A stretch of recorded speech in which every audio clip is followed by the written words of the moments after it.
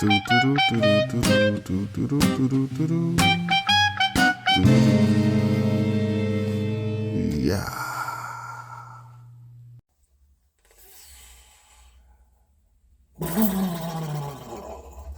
YouTube! What's up, baby? Back in this thing again for another review. This is Q's Insight.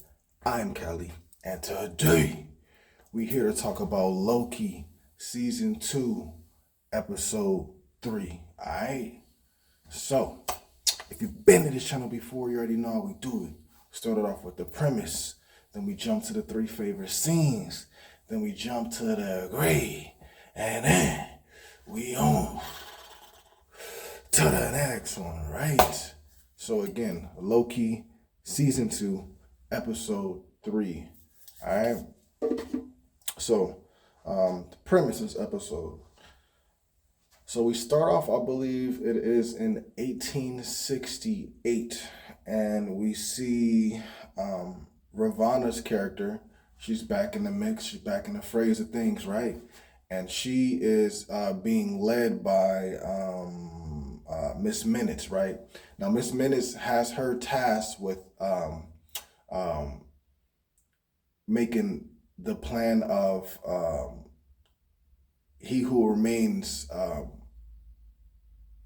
to escalate him to be like, get things back to be reborn or get things back on track, because him being dead made things go awry, made things go awry. You know what I'm saying? So Miss Minutes has Ravonna drop off this. I don't know. It seems like some type of package, but it must be some type of tech, right? To this house. In this house, we find out that there is a young king there, or a young He Who Remains, whatever you want to say, right? So he receives the box, and it seems like it's a random event. But all in all, we know that Miss Minutes has tasked Ravonna with putting that tech there in his house, and Miss Minutes is actually really following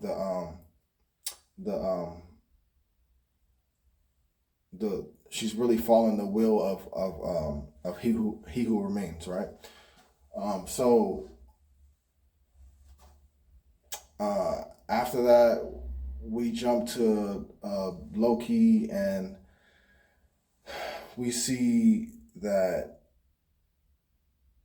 he and Mobius have to go to the past and try to see what Ravonna's doing, for one, and also see who this person is that she's going to go visit, right? Now they travel to, I believe it's like 1868. I can't remember the exact date, but I know the first day was 1868, and that was when He Who Remains, or King, was a young lad. And then, come to the present time, he's older. He's definitely older for sure. So some years had passed, right? So anyways, Mobius and Loki, they go to that time, and they end up seeing Ravonna, and Ravonna ends up seeing another variant of He Who Remains, and I forgot what the dude's name was on there. But anyways, because I don't know if they have different, I think they have different names, but I could be wrong. But anyways, we do see another variant of He Who Remains, right? And this variant is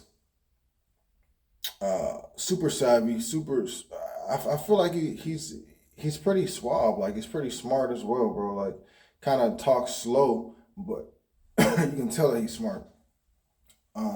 But he's putting on this demonstration in front of this crowd and showing them, basically he has plans to provide unlimited power, not just to cities, but to the world in general. He puts on this presentation Everybody's blown away by it, and he gets people that wants to partner up with him, but he's not down with partner up with anybody. So eventually he does say that, I do take donations and whatever it may be, and then whatever it may be. So eventually he gets like $1,000 donation, which we know back in that time was a lot of money, and still it's a pretty good sum amount of money right now as well. But he gets the money and he ends up kind of leaving real fast. He ends up talking to Ravonna though before he leaves, and then Mobius and Loki end up seeing him as well, and then they go to talk to him and try to tell him that, look, like, you got to come into the TVA, this and that, whatever it may be. And it turns out that the box that was delivered to him when he was younger, it's not actually tech, it's actually just a TVA guide, right? And it's made the author's Ouroboros. So obviously, what I'm saying. So something's going on with Ouroboros. Most likely, maybe something, something's there with that, bro. Anyways, so he knows about the TVA. Now these are people from the TVA saying they're coming to bring him in. This is that and the third. Ravonna and Miss Menace want to do their own thing for him, and then of course Mobius and Loki want to bring him back and use him so that way they can use his DNA in order to open up the door and try to get things situated, right? So between those two situations, one in that, the other one in that, for He Who Remains, or just another variant of Kang, we see him follow along with Ravonna for a while and Miss Minutes, and we end up seeing that he kind of has a thing for Ravonna. This variant, I don't know about the other variants, but this variant has a thing for Ravonna, and Ravonna kind of has a thing for him. As well as in the side, if you pay attention, you see Miss Menace, and she always is giving the side eye to Ravonna, or even He Remains the variant whenever he's like interacting with her in a flirtatious way. And we end up finding out that Ravonna ends up talking about entering a partnership with He Who Remains, or the other variant of Kang, right? And because of this, we know that he doesn't like partnerships. So Miss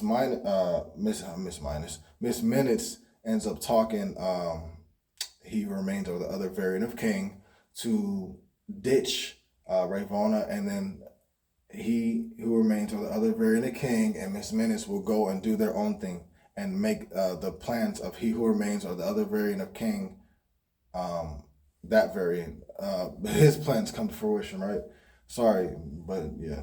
Anyways, so when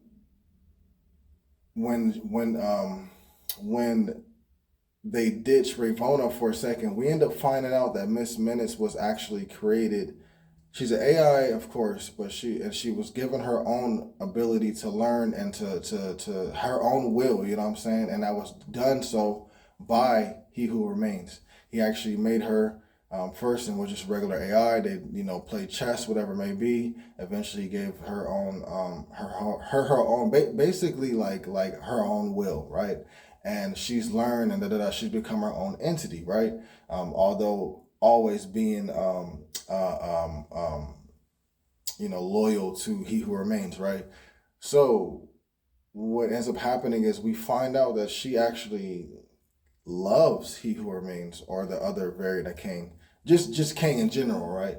So, and we end up finding out that she was wanted, although she's happy to have the will that she has and free will that she has and everything like that, she really wanted a body so that she can be with that version of Kang, or just Kang in general, however you want to say it, or He Who Remains, however you want to say it.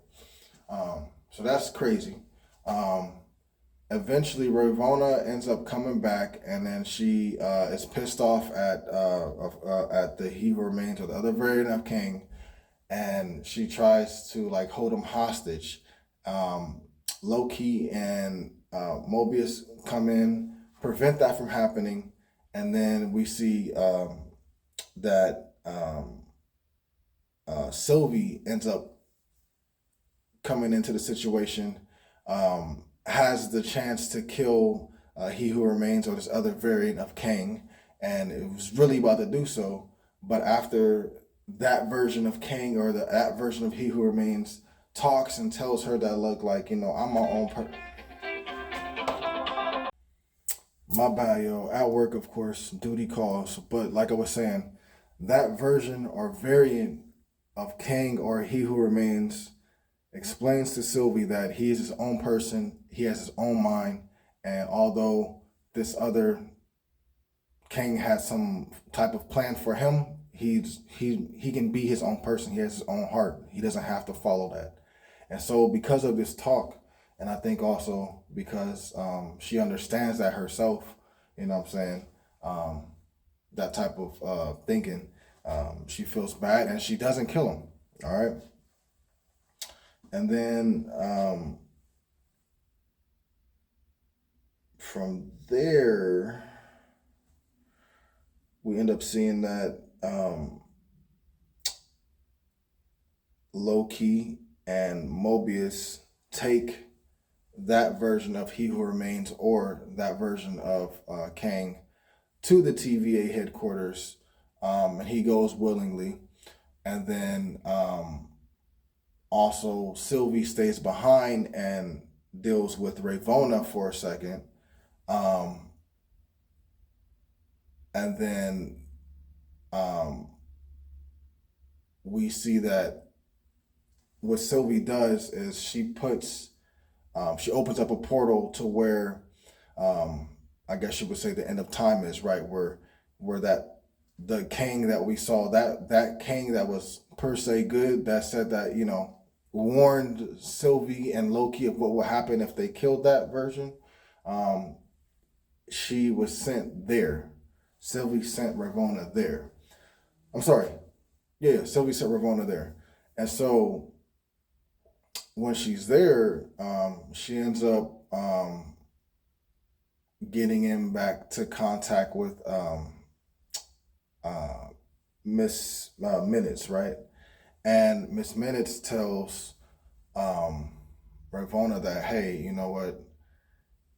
It's not a good idea that he made an enemy with me, or he did this thing to sway me wrong, because I know all the secrets, and I know a big one that concerns you. And if you want to, I can tell you, but if I do tell you, just know it's going to make you really angry. So that's basically how the episode ends. So that's the premise. Three of my favorite scenes would definitely be the introduction to that variant, or that version of Kang, or He Who Remains, when he's giving his speech and he's talking amongst the people and giving a display of his tech, even though he was swindling them. I thought it was a dope scene, and I like this take of or this variant of Kang, or He Who Remains. Just shows how brilliant this character is. Just shows how brilliant the actor Jonathan Major is. We've seen him play the same person, and every time we see him, it's like a different iteration. All right. So, but just him doing that, and then knowing that he swindled everybody after everything was done.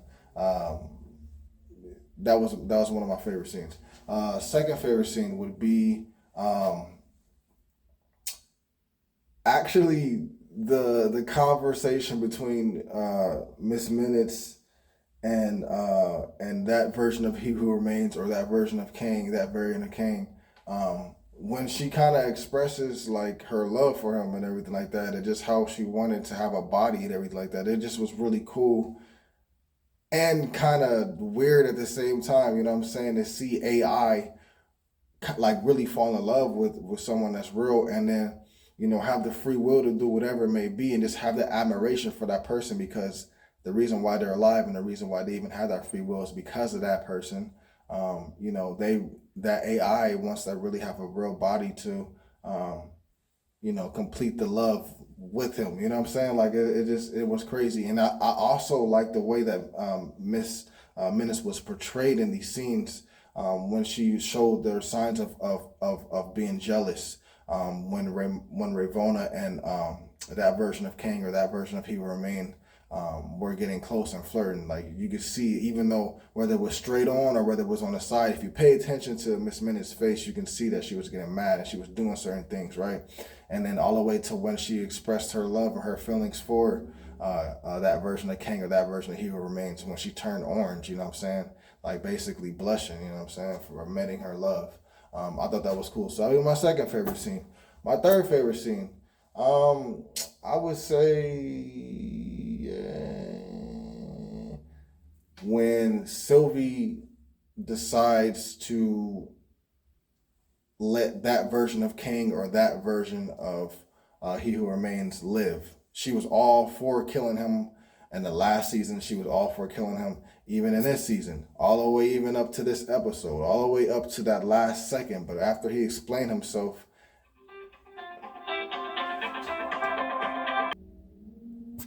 sorry again, people. But anyways, like I was saying, the fact that, she understands that explanation, you know what I'm saying? Like he himself being a different person, and he can make his own decisions, although it's probably not going to happen that way. She comes from a place where she was put in that same situation as well, meant to be killed when she was younger, luckily escaped and lived for as long as she did. But we obviously see that she was a different version of Loki, that variant of Loki, the Sylvie, however you want to say it. You know what I'm saying? She wasn't the evil person that people were saying that she was going to be. So, yeah. But anyways, that'll be three of my favorite scenes. The grade for this episode, I really did like this episode. Probably one of my favorite episodes thus far in this season. So I'm going to give it a 10 out of 10. If you guys saw this episode, let me know what you guys thought about it in the comments down below. All right, please let me know some of your favorite scenes. What has been your favorite episode thus far? Do you like the way the season's going? Let me know, all right? Please remember to like, subscribe, and share. As always, this is Q's Insight. I'm Callie. Until next time.